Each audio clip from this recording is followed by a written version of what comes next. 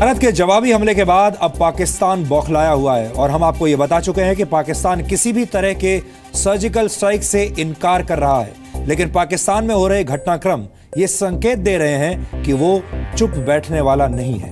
भारत को आने वाले वक्त में पाकिस्तान से और ज्यादा सावधान रहना होगा, क्योंकि पाकिस्तान के पास परमाणु हथियार हैं, लेकिन उसके पास ऐसे आतंकवादियों की फौज भी है जिनकी पहुंच इन खतरनाक हथियारों तक है। कुल मिलाकर आतंकवाद का शौकीन पाकिस्तान पिछले सिर्फ 10 दिनों में ही बहुत सारे झटके झेल चुका है। उरी हमले के बाद भारत ने पाकिस्तान पर बहुत दबाव बनाया है। भारत ने सर्जिकल स्ट्राइक करके पाकिस्तान को सबसे करारा जवाब दिया है। आने वाले दिनों में भारत अरब सागर में एक बड़ी नेवल एक्सरसाइज करने वाला है। ये एक्सरसाइज पाकिस्तान की कोस्ट लाइन के पास होगी। ये इसलिए भी महत्वपूर्ण है क्योंकि अरब सागर समुद्र में व्यापार से जुड़ा हुआ पाकिस्तान का मुख्य रास्ता है। इस एक्सरसाइज में भारत के 36 वॉरशिप्स और सबमरीन्स हिस्सा लेंगे, यानी अपना शक्ति प्रदर्शन करके पाकिस्तान को कड़ा संदेश देने की कोशिश की जाएगी। कूटनीति की अगर हम बात करें तो यूनाइटेड नेशंस में नवाज शरीफ के भाषण के बाद ही पाकिस्तान की किरकिरी हो गई थी। रही सही कसर भारत की विदेश मंत्री सुषमा स्वराज के करारे जवाब ने पूरी कर दी। इसके बाद भारत ने पाकिस्तान में होने वाले सार्क सम्मेलन में न जाने का फैसला किया। उसके बाद बांग्लादेश, अफगानिस्तान और भूटान ने भी इस सम्मेलन का बहिष्कार कर दिया। पाकिस्तान पर सर्जिकल स्ट्राइक से पहले भारत ने अमेरिका और ब्रिटेन को भी इसकी जानकारी पहले से दे दी थी, यानी उन्हें अपने भरोसे में ले लिया था। इसके अलावा विदेश मंत्रालय ने सर्जिकल स्ट्राइक के बाद 22 देशों के राजनयिकों को भारत के पक्ष की जानकारी दी है। कल ही अमेरिका की राष्ट्रीय सुरक्षा सलाहकार सुजैन ए राइस ने भारत के national security adviser Ajit Doval से उरी हमले को लेकर फोन पर बात की थी। इस बातचीत में पाकिस्तान द्वारा फैलाए जा रहे आतंकवाद पर भी चर्चा हुई थी। अमेरिका को पाकिस्तान से उम्मीद है कि वो यूनाइटेड नेशंस द्वारा घोषित किए गए आतंकी और आतंकी संगठनों के खिलाफ कार्रवाई करेगा। यानी अमेरिका भी अब ये मान रहा है कि पाकिस्तान लश्कर-ए-तैयबा और जैश-ए-मोहम्मद जैसे आतंकी संगठनों पर कार्रवाई नहीं कर रहा है। इसके अलावा भारत ने उरी हमले का जवाब देने के लिए पाकिस्तान को आर्थिक तौर पर कमजोर करने की रणनीति भी तैयार की है। भारत पाकिस्तान से मोस्ट फेवर्ड नेशन का स्टेटस भी वापस ले सकता है। वर्ल्ड ट्रेड ऑर्गेनाइजेशन के नियमों के आधार पर कारोबार में मोस्ट फेवर्ड नेशन का दर्जा दिया जाता है। इसमें व्यापार में विशेष छूट दी जाती है। भारत 1996 में ही पाकिस्तान को मोस्ट फेवर्ड नेशन का दर्जा दे चुका है, लेकिन 2012 में ऐलान करने के बाद भी पाकिस्तान ने अब तक भारत को यह दर्जा नहीं दिया है। इसके अलावा सिंधु जल संधि के तहत अगर भारत ने अपने हिस्से के पानी का इस्तेमाल कर लिया तो पाकिस्तान तब भी मुसीबत में आ जाएगा। कुल मिलाकर पाकिस्तान अब चारों तरफ से घिर चुका है। उधर भारतीय सेना की कार्रवाई के बाद पूरा पाकिस्तान कंफ्यूजन और बौखलाहट की स्थिति में है। पाकिस्तान के नेताओं को यह समझ नहीं आ रहा कि उन्हें अब बोलना क्या है और वहां के मीडिया को यह नहीं पता कि उन्हें रिपोर्ट क्या करना है, क्योंकि नवाज शरीफ एक तरफ बदला लेने की बात कर रहे हैं और दूसरी तरफ उन्हीं की सेना यह कह रही है कि कोई सर्जिकल स्ट्राइक हुई ही नहीं। इस समय नवाज शरीफ और पाकिस्तान की सेना बहुत दबाव में है और इस दबाव में ये दोनों कोई भी गलत कदम उठा सकते हैं। इसलिए हमने आपके लिए पाकिस्तान के चैनलों की मदद से एक वीडियो विश्लेषण तैयार किया है, जिसे देखकर आपको पाकिस्तान की मानसिक हालत का सही अंदाजा आज हो जाएगा।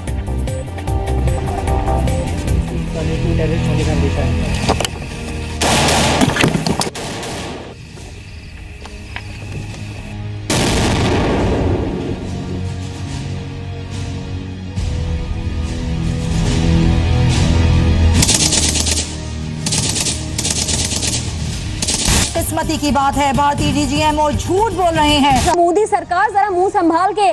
690 किलोमीटर दूर नई दिल्ली, 1073 किलोमीटर पर लखनऊ और 1066 किलोमीटर पर कानपुर को तबाह बर्बाद कर सकता है। भारत की सर्जिकल स्ट्राइक के बाद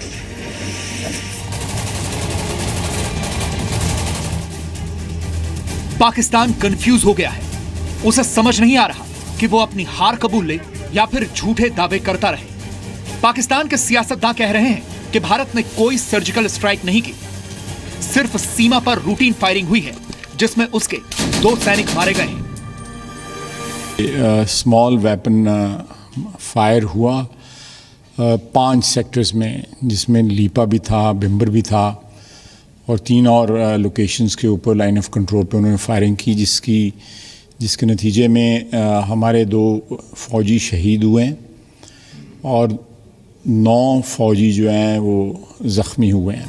पाकिस्तान कोई म्यांमार नहीं है बल्कि जदीद तरीन मिसाइल सिस्टम से लैस। जबकि पाकिस्तान का मीडिया पूरे दिन इस कंफ्यूजन में उलझा रहा कि वो भारत के दावे पर यकीन करके युद्ध वाली रिपोर्टिंग शुरू कर दे। गौरी 2 750 किलोग्राम तक का जौहरी बम, या फिर अपनी सरकार का साथ देते हुए इसे मानने से ही इनकार कर दे। पाकिस्तान कोई म्यांमार नहीं है बल्कि जदीद तरीन मिसाइल सिस्टम से लैस दुनिया की 7वीं एटमी ताकत है। दुश्मन का मुंह तोड़ने के लिए पाक अफवाज के पास कौन कौन से अहम मिसाइल मौजूद हैं, ये बताएंगे साथी एंकर फैसल करीम। पाकिस्तान के मिसाइल प्रोग्राम्स को 3 हिस्सों में ब्रेक किया जा सकता है। Battlefield ballistic missile, short range ballistic missiles और मीडियम रेंज बैलिस्टिक मिसाइल्स।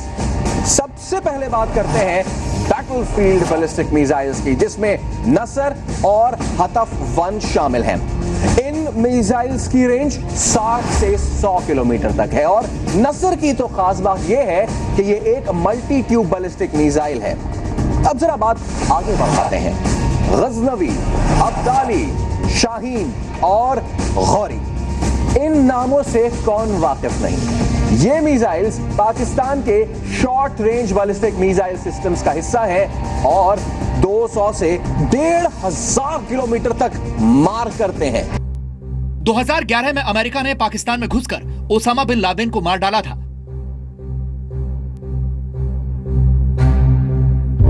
उसके बाद पाकिस्तान की सरकार, सेना और वहां की मीडिया कई दिनों तक इस सदमे से उबर नहीं पाई थी। ठीक उसी तरह भारत के इस बड़े कदम के बाद पाकिस्तानी सेना को यह समझ नहीं आ रहा कि वो क्या करे।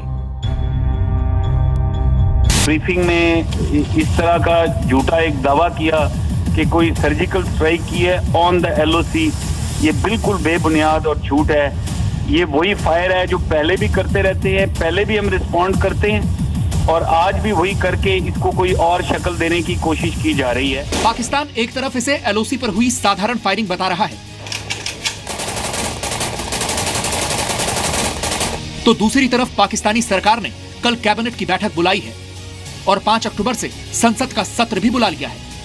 पाकिस्तानी सेना के प्रमुख राहिल शरीफ ने नवाज शरीफ को फोन पर ब्रीफिंग दी और इस मामले को अंतर्राष्ट्रीय मंच पर उठाने का ऐलान भी किया। Senator lieutenant general retired Abdul Qayyum का कहना है कि भारत बखूबी जानता है कि पाकिस्तान ने एटमी डेटरेंस संभाल कर रखने के लिए हासिल नहीं किया, जबकि सेनेटर नसरीन जलील कहती हैं कि भारत किसी गलतफहमी में ना रहे। पाकिस्तानी अवाम और अफवाज ने चूड़ियां नहीं पहन रखी। सवाल यह है कि अगर पाकिस्तान के दावे को सही मान लिया जाए तो फिर इतनी हड़बड़ाहट, घबराहट और आपात स्थिति जैसे हालात पैदा करने की क्या जरूरत है। सीज़फायर वॉयलेशन, सर्जिकल स्ट्राइक हमें बड़ी अच्छी तरह पता है और अगर सर्जिकल स्ट्राइक के कभी करेंगे तो उनको मैचिंग रिस्पांस भी हमें जो देना है वो भी इनको पता है। ये टोटल सीज़फायर वॉयलेशन है, ये अक्सर होती रहती है। लेकिन सच पाकिस्तान से भी नहीं छिपा है। उसे पता है कि भारत ने उसकी हर नापाक हरकत का जवाब देने की तैयारी कर ली है। सर्जिकल स्ट्राइक सिर्फ एक ट्रेलर है। पाकिस्तान अपनी हरकतों से बाज नहीं आया तो उसे इसके गंभीर परिणाम भुगतने होंगे। ब्यूरो रिपोर्ट, जी मीडिया। भारत ने पाकिस्तान को मजबूत जवाब दे दिया है। उरी हमले के बाद भारत ने पहले पाकिस्तान को यह समझाने की कोशिश की कि वो आतंकवादियों के खिलाफ कार्रवाई करे, लेकिन जब पाकिस्तान ने ऐसा नहीं किया तो फिर भारत ने पूरी दुनिया में पाकिस्तान को अलग थलग करने की कोशिशें शुरू की। भारत को इसमें काफी सफलता भी मिली, लेकिन कहा जाता है कि जिन्हें गोली की भाषा समझ आती है उन पर बातचीत का ज्यादा असर नहीं होता और पाकिस्तान की इसी बुरी आदत को ध्यान में रखते हुए सर्जिकल स्ट्राइक का फैसला किया गया, क्योंकि पाकिस्तान को यही भाषा समझ में आती है। अब यहां यह समझ लेना बहुत जरूरी है कि भारत के इस कदम के बाद दोनों देशों के बीच क्या क्या हो सकता है, क्योंकि अभी तक आपने सर्जिकल स्ट्राइक्स के बारे में तो सुन लिया, लेकिन इसके बाद क्या हो सकता है यह शायद आपको किसी ने नहीं बताया होगा। इसलिए आज हम आपको यह कहना चाहते हैं कि अगले 24 घंटे, 48 घंटे, अगला हफ्ता और अगला महीना बहुत महत्वपूर्ण होंगे। भारत अगले 36 घंटे तक पाकिस्तान की हरकतों पर करीबी नजर रखेगा क्योंकि हो सकता है कि पाकिस्तान भारतीय सेना को किसी तरह का नुकसान पहुंचाने की कोशिश करे। हालांकि एक जिम्मेदार देश होने के नाते भारत कभी युद्ध नहीं करना चाहता, लेकिन पाकिस्तान एक गैर जिम्मेदार देश है और वहां पर सेना और आतंकवादी मिलकर काम करते हैं। मंगलवार को अमेरिका के रक्षा मंत्री ने भी अपने एक बयान में कहा था कि पाकिस्तान एक अनस्टेबल न्यूक्लियर स्टेट है, जबकि भारत एक जिम्मेदार न्यूक्लियर स्टेट है। पाकिस्तान के रक्षा मंत्री ख्वाजा मोहम्मद आसिफ ने भी हाल ही में धमकी दी थी और कहा था कि पाकिस्तान भारत पर न्यूक्लियर अटैक कर सकता है। पाकिस्तान ने कई मौकों पर यह साफ किया है कि वो भारत को सैन्य कार्रवाई से रोकने के लिए भारत पर परमाणु हमला कर सकता है। पाकिस्तान एक आत्मघाती देश है जिसके पास मरने और मारने के अलावा कोई दूसरा काम नहीं है, जबकि भारत की न्यूक्लियर डॉक्ट्रिन कहती है कि भारत कभी किसी देश पर पहले परमाणु हमला नहीं करेगा। भारत की यह नीति भी एक तरह से पाकिस्तान के लिए कवर का काम करती है, लेकिन पाकिस्तान ऐसी किसी संधि से बंधा हुआ नहीं है। यहां हम आपको एक ऐसी आशंका के बारे में भी बताना चाहते हैं जो सुनने में आपको हाइपोथेटिकल यानी काल्पनिक लग सकती है, लेकिन पाकिस्तान के रिकॉर्ड को देखते हुए किसी भी आशंका से इनकार नहीं किया जा सकता। अब आप कल्पना करके देखिए, इस आशंका के मुताबिक पाकिस्तान जानबूझकर अपने न्यूक्लियर ठिकानों पर हमले करवा सकता है, जिसके बाद पाकिस्तान यह साबित करने की कोशिश करेगा कि नॉन स्टेट एक्टर्स यानी आतंकवादियों ने उसके न्यूक्लियर हथियार चुरा लिए हैं। फिर पाकिस्तान के ही इशारे पर यह आतंकवादी पीओके जैसी जगह से भारत पर परमाणु हमला कर सकते हैं, चाहे छोटा ही सही।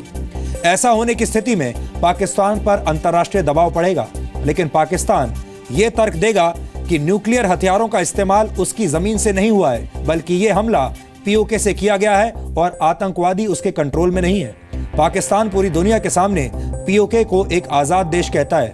ऐसा कहकर वो अपनी जमीन से भारत पर परमाणु हमला करने के आरोपों से बचने की कोशिश करेगा। ऐसी स्थिति में भारत के पास जवाबी हमले का कोई विशेष रास्ता नहीं बचेगा, यानी पाकिस्तान एक बार फिर आतंकवादियों का बहाना बनाकर बचने की कोशिश कर सकता है। वैसे इतिहास गवाह रहा है कि पाकिस्तान के नॉन स्टेट एक्टर यानी उसकी आर्मी का ही एक हिस्सा रहे हैं। 1947 से लेकर आज तक पाकिस्तान की सेना की एक यूनिट आतंकवादियों की ही यूनिट की तरह काम करती रही है। पाकिस्तान ने हमेशा इस बात से इनकार किया है कि कारगिल युद्ध में पाकिस्तानी सेना शामिल थी, लेकिन आपको जानकर हैरानी होगी कि पाकिस्तान ने अपना सर्वोच्च सैनिक सम्मान निशाने हैदर टाइगर हिल की लड़ाई के लिए हवलदार लालक जान और कैप्टन कर्नल शेर खान को दिया था, जबकि पाकिस्तान लगातार इस बात को कहता रहा था कारगिल युद्ध के दौरान कि इसमें पाकिस्तानी सेना का कोई हाथ नहीं है, ये आतंकवादियों ने किया था।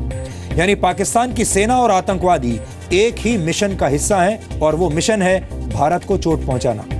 पाकिस्तान का कहना है कि एलओसी पर हुई फायरिंग में उसके 2 जवान मारे गए हैं, लेकिन यह बता पाना बहुत मुश्किल है कि पाकिस्तान आतंकवादियों को अपनी सेना के जवान बता रहा है या फिर उसके जवान ही आतंकवादी हैं। यानी पाकिस्तान के साथ युद्ध की स्थिति में भारत को न सिर्फ पाकिस्तान की सेना से निपटना होगा, बल्कि आतंकवादियों का सामना भी करना होगा। आप कह सकते हैं कि दोनों देशों के बीच हालात बिगड़ने की स्थिति में भारत को बहुत ध्यान से और समझदारी से काम लेना होगा।